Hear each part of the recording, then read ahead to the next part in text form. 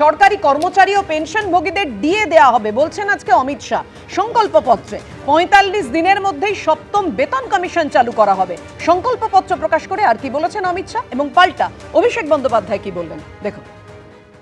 सभी सरकारी कर्मचारियों व पेंशन भोगियों के लिए डीए सुनिश्चित किया जाएगा और 45 दिन के अंदर ही 7वें वेतन आयोग को लागू कर सभी कर्मचारियों का सम्मान करने का काम नई बनने वाली भारतीय जनता पार्टी की सरकार करेगी। তিনি বাংলার বাজেট পড়েনি। 1946 সালে যখন প্রথম পে কমিশন বাস্তবায়িত করা হয়েছিল বাংলায়, তখন তার নাম হয়েছিল পে কমিটি। সেভাবে দেখতে গেলে 7 পে কমিশনই বাংলায় বাস্তবায়িত হয়েছে, কিন্তু অ্যাকচুয়াল যে ফার্স্ট পে কমিশন সেটাকে আমরা বলতাম ফার্স্ট পে কমিটি। কমিশনের জায়গায় কমিটি কথাটা ব্যবহার হতো, আর সেটা হয়েছিল 1959 সালে। আর এই বাজেটে 5 ফেব্রুয়ারি যে বাজেট বিধানসভায় পরিবেশন করা হয়েছে সেখানে 7 পে কমিশনের কথা স্পষ্টত লেখা রয়েছে, কিন্তু তো জানেনই না। আমাদের সরকার সে ঘোষণা অলরেডি করে দিয়েছে। ডিএ নিয়ে কিন্তু এখনো জট কাটেনি। আপনারা জানেন রাজ্য সুপ্রিম কোর্ট অবধি গিয়েছিল এবং তারপরে কিছুদিন আগেই ডিএ প্রতিশ্রুতি রক্ষা করার কথা বললেও এখনো পর্যন্ত সরকারি কর্মচারীরা তা নিয়ে নানান রকম ক্ষোভ প্রকাশ করে যাচ্ছেন।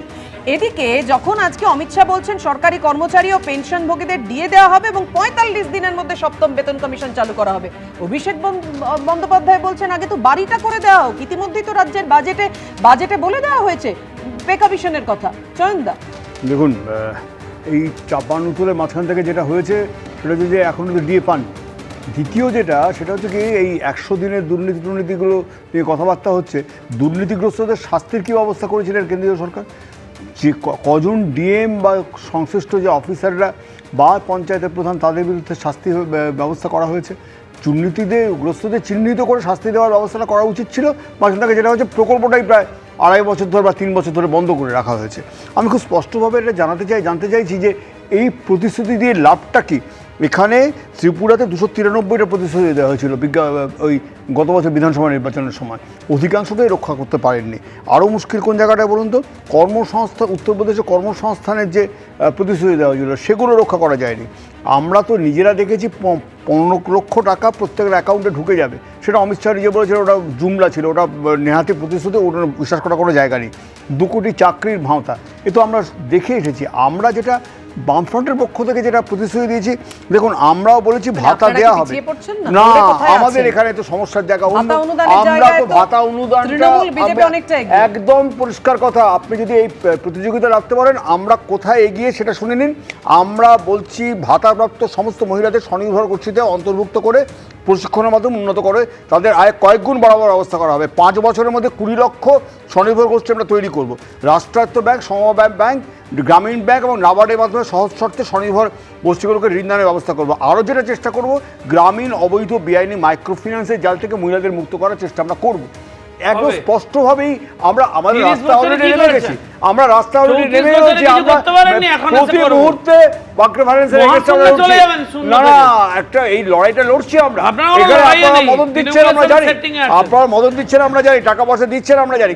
পরিষ্কার কথা, আমরা খুব স্পষ্টভাবে বলছি যে এখানে আমরা ওই রকম, এরা যেমন বলছেন যে মহিলাদের জন্য সড়ক সুরক্ষা বাহিনী তৈরি হবে, আমরা বলছি সুরক্ষা বাহিনী, যেটা অভয়া বাহিনী বলছি আমরা, সেটা স্বশাসিত অভয়া বাহিনী তৈরি করব। এই যে আশ্বস্ত করা, ভাতা অনুদান দেয়া, সবটাই ভোটের আগে, শুধুই ভোটের আগে ভরসা, ভোটের পরে আর কিছুই নয়, শুধু ফাঁকি, যেটা মানুষ বারবার করে বলছেন, শুধুই প্রতিশ্রুতির বন্যা। একেবারে প্রতিশ্রুতির বন্যা বয়ে গেছে সমস্ত দলের। আসলে ভোট আসতে আর 12 দিন বাকি।